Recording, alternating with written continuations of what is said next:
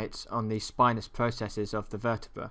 So it originates from C7 to T3 on the spinous processes, and it inserts on the upper borders of the 2nd to 5th ribs. So if I just remove the scapula there and just temporarily remove the serratus anterior, you can see the insertion point of this muscle on the ribs. So this muscle is innervated by the corresponding intercostal nerves. So it attaches to the 2nd to 5th ribs, and it's innervated by the 2nd to 5th intercostal nerves. And its function is to elevate the ribs. So you can imagine if it contracts, the angle of the muscles indicates that it's going to pull the rib cage upwards and elevate the ribs. So this assists in inspiration.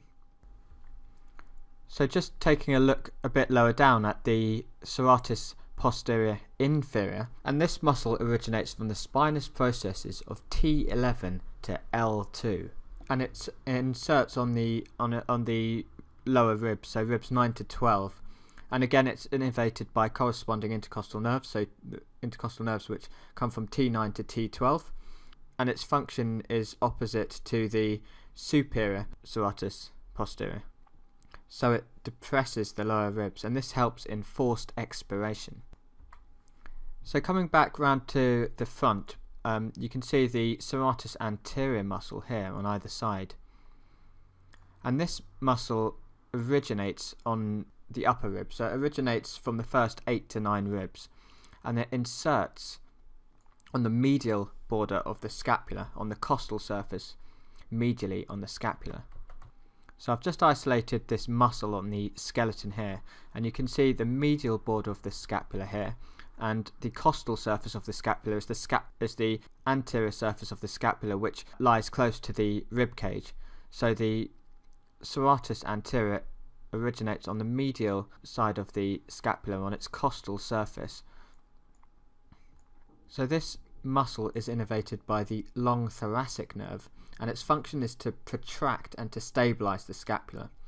So it works to pull the scapula forward around the thorax, and it also keeps the scapula pressed against the thorax. So now we're going to take a look at some of the muscles that lie in the intercostal spaces. So you've got three muscles, 3 layers of muscles that lie in this intercostal space. So the intercostal spaces are the spaces between the ribs. And the 3 muscles that you have are the external intercostal, the internal intercostal, and then you've got the innermost intercostal muscle. So that's from superficial to deep. So it's useful to know the orientation of the muscle fibers of these 3 layers.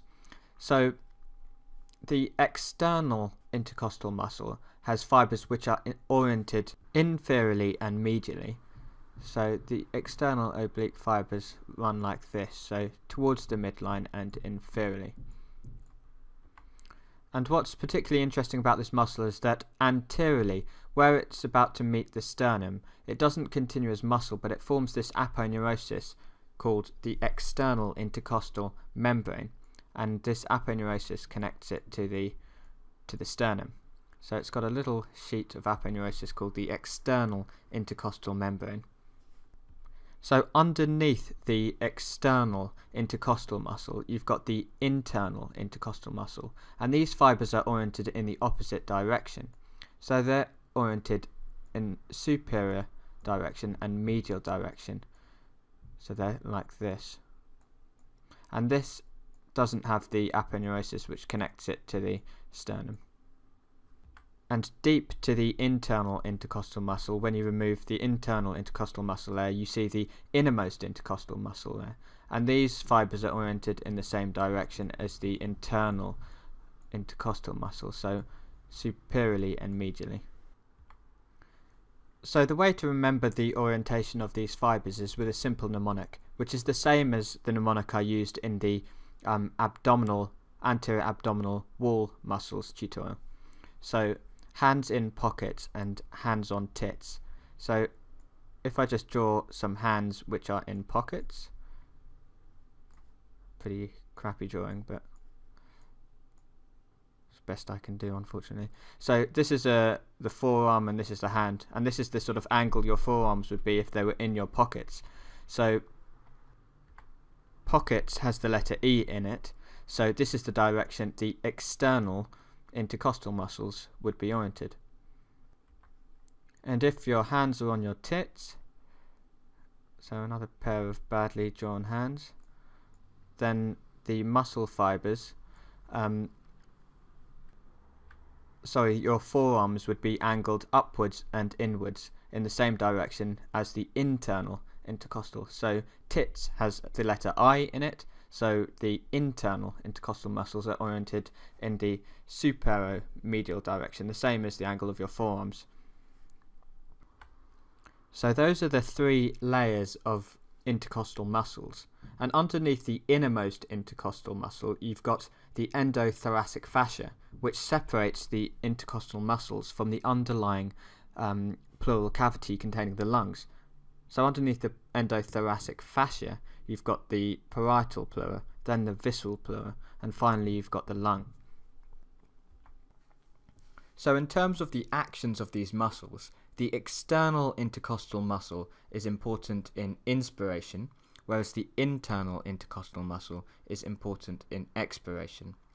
And the innermost intercostal acts with the internal intercostal muscle. So remember, they have the fibers oriented in the same direction, so the muscle actions are similar, so they're active during expiration. And these three muscles are innervated by the associated intercostal nerves, so the intercostal nerves from T1 to T11. So I've removed the muscles from this model, and I want to point out something that's quite important. So between the internal intercostal muscle and the innermost intercostal muscles, you've got a neurovascular bundle.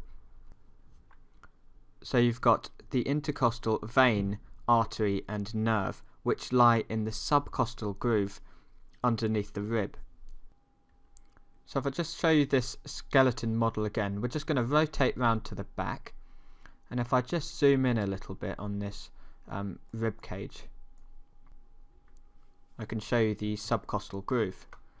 So at the inferior margin of the rib you've got this little groove at this sort of level, and you've got this neurovascular bundle which runs in this subcostal groove, the costal groove. So in this groove you've got nerves, arteries and veins. So from superior to inferior you've got the vein at the top, the intercostal vein, then you've got the intercostal artery and the intercostal nerve. So the easy way to remember that is that it spells VAN, V-A-N, from superior to inferior, vein, artery, nerve. So just returning to this model, you can see those structures here. So you've got the vein, artery and nerve, but these are shown a little bit out of place as they are mostly covered by the rib and lie in the costal groove. But sometimes the lowest structure, the nerve, can lie out of the costal groove and be unprotected. So these neurovascular structures lie between the innermost and the internal intercostal muscle. So just to give you a better idea of how the structures are organised from superficial to deep, I'm just going to draw a little diagram on the side. So the first muscle you've got is the external intercostal. Then underneath that you've got the internal intercostal, and then the next muscle down is the innermost intercostal, and between these two muscles you've got the neurovascular structures. So at the top you've got the vein, and then you've got the artery, and then you've got the nerve. And then underneath the innermost intercostal you've got the endothoracic fascia, and then just underneath this you've got the pleura. So you've got the parietal pleura, and then you've got the visceral pleura, and then you've got the lung tissue under that. So just coming back to this model again, we've got three more muscles that we need to talk about, and these are quite minor muscles, but I'll just talk about them very quickly. So rotating around to the back, I've dissected away the serratus posterior and the and the intercostal muscles from the right hand side, and you can see these 12 small muscles here, and these muscles are called the levatores costarum muscles, and they attach from the transverse processes onto the rib below. So for instance, the 4th thoracic vertebra attaches to the 5th rib, so the transverse process of T4 attaches to the rib 5. So you've got these on either side. So I've just isolated the levatores costarum muscle on the skeleton, and you can see the 12 small muscles. So these muscles function to assist in elevation of the thoracic rib cage. So the next muscle is this muscle called the subcostalis muscle, and as you can see, it attaches from one rib to the next below, or the